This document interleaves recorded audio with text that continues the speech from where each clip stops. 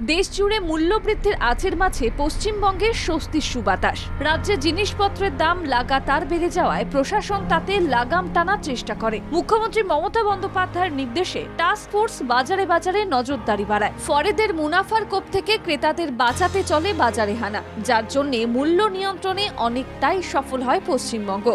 শাকসবজির মতোই চাল, ডাল, ভোজ্য তেলের দামও কিছুটা কমতে দেখা যায়। রিজার্ভ ব্যাংকের মুদ্রানীতি কমিটি দামের ভারসাম্য আনার জন্য নানা প্রয়াস নেয়। কমানো হয় রেপো রেট। রিজার্ভ ব্যাংক অন্যান্য ব্যাংকের কাছ থেকে যে সুদ নেয় সেই সুদের টাকা 25 বেসিস পয়েন্ট কমানো হয়। বর্তমানে রেপো রেট দাঁড়িয়েছে 6.25%। কেন্দ্রীয় সরকারের রিপোর্টে স্পষ্ট, জাতীয় স্তরে মুদ্রাস্ফীতি ওঠাপড়া করলেও বাংলায় মুদ্রাস্ফীতি স্থিতিশীল জায়গায় রয়েছে। উপভোক্তা মূল্য সূচকে দেখা যাচ্ছে পশ্চিমবঙ্গের মানুষ যথেষ্ট সুরাহার মধ্যে রয়েছেন। 12 ফেব্রুয়ারির রিপোর্টে স্পষ্ট, জানুয়ারিতে দেশে ক্ষুদ্র মুদ্রাস্ফীতির হার ছিল 4.31%। গত বছরের ডিসেম্বরের নিরিখে 91 বেসিস পয়েন্ট কম মুদ্রাস্ফীতির হার।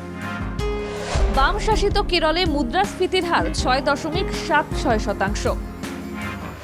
বিজেপি শাসিত উড়িষ্যা, ছত্তিশগড়ে মুদ্রাস্ফীতির হার 6.05 এবং 5.85%। সেখানে পশ্চিমবঙ্গের মুদ্রাস্ফীতির হার তুলনামূলকভাবে যথেষ্ট ভালো। পশ্চিমবঙ্গের মুদ্রাস্ফীতির হার দাঁড়িয়েছে 3.38%। বাংলা সরকার মূল্য নিয়ন্ত্রণ করায় মুদ্রাস্ফীতির হার নিয়ন্ত্রণে থাকছে। দূরদর্শী নীতির প্রশংসা করছেন অর্থনীতিবিদরা। রাজ্য সরকার ঠিক উল্টো দিক থেকে বিভিন্ন সাবসিডি বা অন্যান্য বিষয় প্রয়োগ করে আয় ব্যয়ের মধ্যে একটা সমতা বিধান করছেন, যার ফলে বিভিন্ন দিকে যখনই মুখ্যমন্ত্রী দেখছেন যে একেবারে নিত্য প্রয়োজনীয় জিনিস আলু পেঁয়াজ থেকে শুরু করে অন্যান্য জিনিসের দাম যখনই বৃদ্ধি পাচ্ছে, তখনই একটা সাবসিডি দানের মাধ্যমে এবং একটা কড়া নজর রেখে আয় ব্যয়ের মধ্যে একটা সমতা বিধান করছেন। তাই কোনোভাবেই মুদ্রাস্ফীতিকে নিয়ন্ত্রণের উপরে উঠতে দেওয়া হয়নি।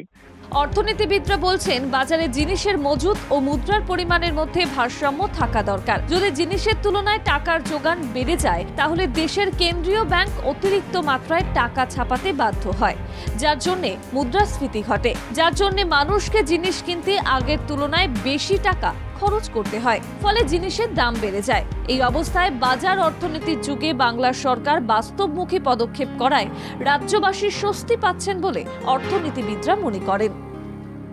ব্যুরো রিপোর্ট, বাংলা জাগরণ।